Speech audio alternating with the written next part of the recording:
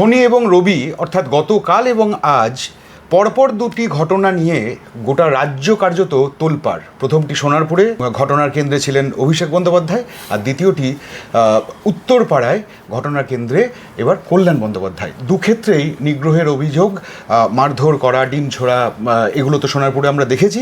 আর এখানে দেখলাম যে কার্যত রক্তপাত হলো। এই রকম ঘটনা কেন ঘটছে, রাজ্য কোন দিকে চলেছে, সেটা নিয়ে আজকে কথা বলতে এসেছি বিকাশ রঞ্জন ভট্টাচার্যের সঙ্গে। বিকাশ দা, আপনাকে বেঙ্গল পলিটিক্সে স্বাগত। বিকাশ দা, কেন এই পরিস্থিতি ঘটছে? দেখুন, একটা কথা পরিষ্কার বুঝতে হবে, সেটা হচ্ছে যে যে দক্ষিণপন্থী রাজনৈতিক দলগুলো, সেই রাজনৈতিক দলগুলো মূলত তারা মানুষের মধ্যে বিভাজন আর প্রশাসনকে কাজে লাগিয়ে দুর্নীতি, এটা করার মধ্য দিয়ে মানুষকে বিভ্রান্ত করার কাজে ব্যস্ত। পশ্চিমবঙ্গে বামেদের যে একটা দৃঢ় অবস্থান ছিল, সেটা 34 বছরের শাসন করার মধ্য দিয়ে কতক্ষণ মৌলিক পরিবর্তন বামেরা করেছিল, সেই জায়গায় দাঁড়িয়ে দক্ষিণপন্থী শক্তি পরিকল্পিতভাবে, বিস্তারিত ব্যাখ্যায় যাচ্ছি না, তারা বাম শক্তিকে পরাজিত করবার জন্য আরএসএস, তৃণমূল কংগ্রেসের জন্ম দেয়। এবং এটা আমার কথা নয়, এটা শ্রমিকবাবু নিজেও স্বীকার করে নিয়েছেন। তার মধ্য দিয়ে আস্তে আস্তে ধীরে ধীরে আরএসএস এবং বিজেপি জমি তৈরি করে। আর মানুষের যে তীব্র ক্ষোভ, বিগত 2011 সালের পর থেকে আমরা বামপন্থীরা যে দুর্নীতিমূলক প্রশাসন, স্বৈরাচার, গুন্ডামি, তৃণমূল দলটা তো দল নয়, আমি বলেছি যে এটা দুর্নীতিগ্রস্ত গুন্ডা জাতীয় মানুষের সমাহার, এটা নিশ্চয়ই লক্ষ্য করেন, বারবার বলেছি। তাদের বিরুদ্ধে ক্ষোভে মানুষ পরিবর্তন চেয়েছেন, কিন্তু এটা ন্যারেটিভ তৈরি করা হয়েছিল যা এদের তাড়াতে গেলে বিজেপিকে আনতে হবে। যে গপ্পটা বাজারে ছেড়ে দেওয়া হয়েছিল, আগে রাম পরে বাম, এখন মানুষ সেই প্রচারের শিকার হয়েছেন, ভোট দিয়ে তৃণমূলকে তাড়িয়েছেন। কিন্তু ওদের যে মূল আদর্শগত চরিত্র বিজেপি এবং তৃণমূলের, সেটা তো রয়ে গেছে। এখন বিজেপি ক্ষমতায় এসেই শুরু করেছে চূড়ান্ত আক্রমণ সাধারণ মানুষের জীবন জীবিকার ওপর। ভারতবর্ষের মতো দেশে, যেখানে আমরা কর্মসংস্থান করতে পারি না, যেখানে আমরা মানুষের আবাসনের গ্যারান্টি সৃষ্টি করতে পারিনি, সেখানে মানুষ বেঁচে থাকার জন্য যে পদ্ধতি অবলম্বন করছে, তাকে বেআইনি তকমা দিয়ে তার জীবন জীবিকা কেড়ে নেওয়া, এই যে প্রবণতা চালু করলো বুলডোজার রাজ দিয়ে, তার বিরুদ্ধে একটা ব্যাপক প্রতিরোধ গড়ে তুলছিল বামেরা। অর্থাৎ বিরোধী পরিষদটা এখন সরাসরি বামেরাই দখল করে নিয়েছে। আপনি লক্ষ্য করে দেখবেন, আমি একটা পোস্ট করেছিলাম নির্বাচনের পরেই, যে মুখোশ সরে গেছে, এখন লড়াই মুখোমুখি। এতেও আরএসএস খুব চিন্তিত হয়ে পড়লেন যে যেভাবে বামেদের উত্থান হবে, এতে বিপদ আছে।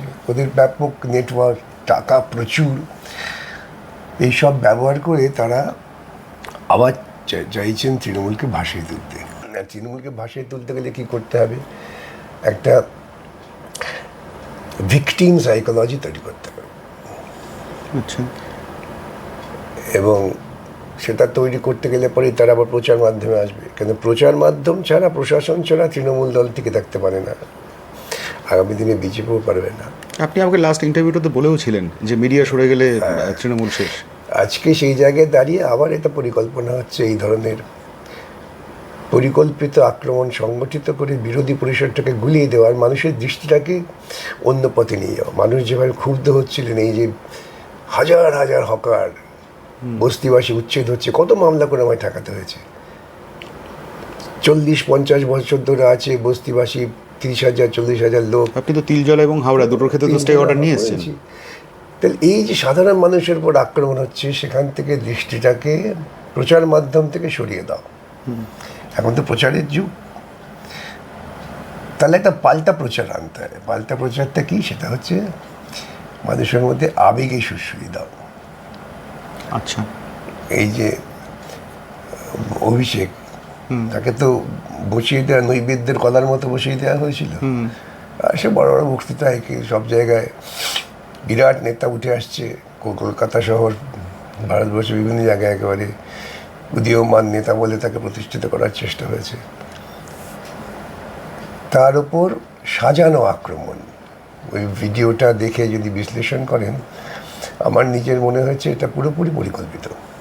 আচ্ছা, একটা সেন্টিমেন্ট তুলে দাও নেতা আক্রান্ত, দেখুন না, জোর করে হাসপাতালে ভর্তি করতে হবে, হাসপাতালে ভর্তি হয় না যে পেশেন্ট, এবং সেক্ষেত্রে প্রাক্তন মুখ্যমন্ত্রী তিনি বলছেন যে চিকিৎসা করতে দেওয়া হচ্ছে না।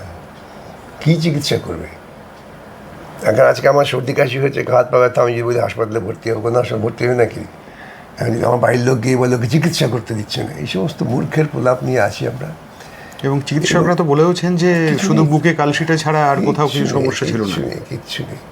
উনি গেছেন তো আগে থেকেই তৈরি হয়ে, মাথায় হেলমেট লাগবে নিজেই বলে ফেলেছেন যে আমার কর্মী বন্ধুরা আগে থেকে হেলমেট জোগাড় করে রেখেছিল, তবে তাদের কাছে ছিল এইসব বার্তা। যাই হোক, আজকে কল্যাণ যেভাবে আক্রান্ত হয়েছেন যতটুকু ভিডিওতে দেখলাম, তারপর তিনি যেভাবে সভা করলেন চিৎকার করে তুলে, এই সমস্ত বিষয়টা নিয়েই একটা অনেক ধরনের প্রশ্ন উঠে যায়।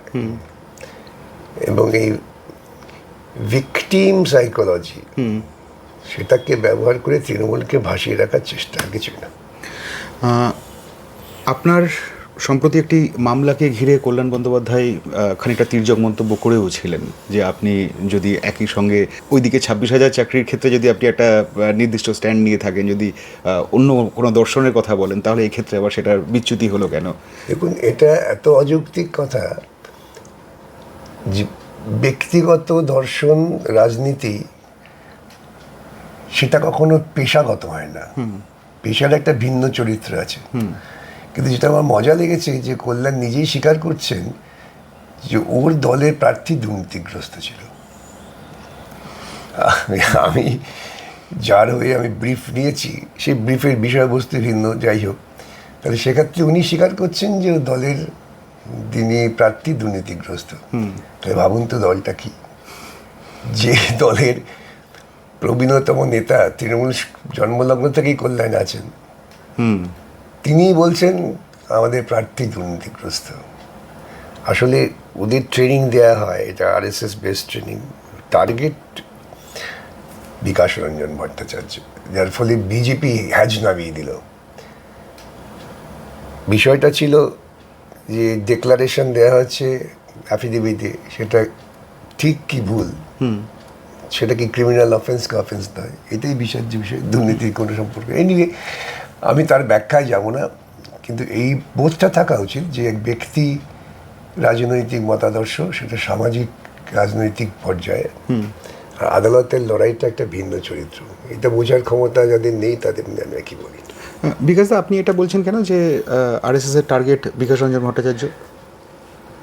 আপনি লক্ষ্য করে দেখবেন যত সোশ্যাল মিডিয়ায় বিভিন্ন ভিডিও, বিভিন্ন পোস্ট হয়, সেটা মূলত আমাকে টার্গেট করে।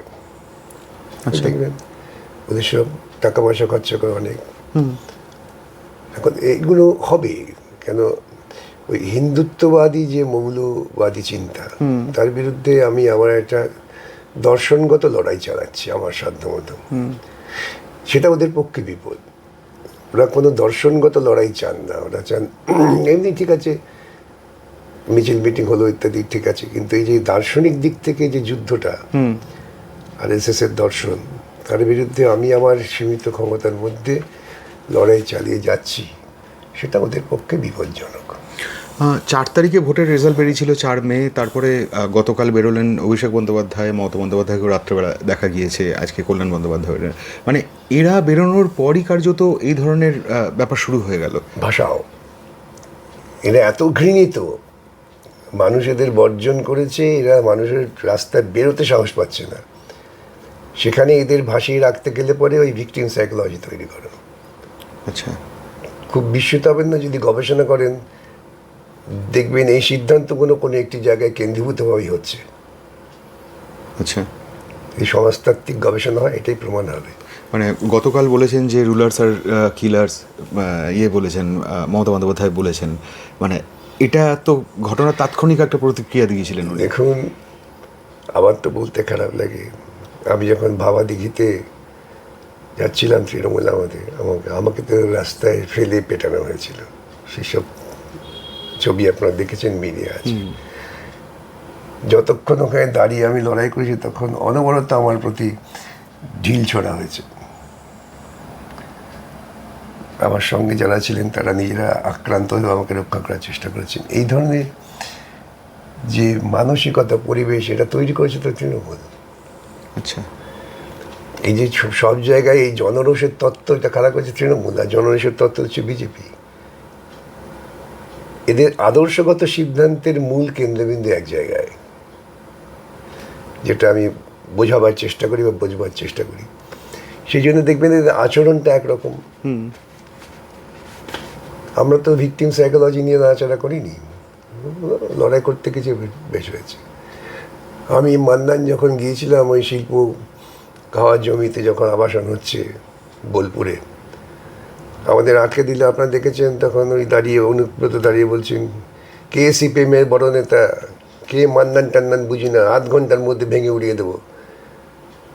আমাদের রাস্তায় আটকে রেখে এইসব করে গরিব মানুষের উপর আক্রমণ হয়েছে, কিন্তু হয়েছে। মমতা তখন তো উল্লসিত ছিলেন, তখন তো তিনি কখনোই বলেননি এগুলো ভুল, বরং তিনি বলেছেন মাথায় অক্সিজেন কম আছে। শুধু পরিকল্পনাটা এক জায়গা থেকে হচ্ছে, লক্ষ্যটা এক। এখন পরিস্থিতি তো কারো ইচ্ছে মতো নির্ধারণ করে না।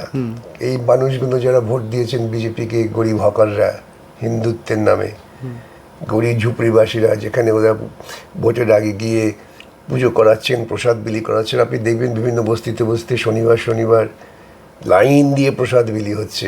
এসব টাকা কাটা দিয়েছে, মন্দির তৈরি হয়েছে। যে ঘরে হয়তো আমার বাবা মা ঠাকুমা দিদিমারা ছোট্ট একটা করে কালী মন্দির পুজো করতেন, সেটাকে দূরে পাথর টাথর দিয়ে সাজিয়ে দিয়ে এসব কারা করেছে।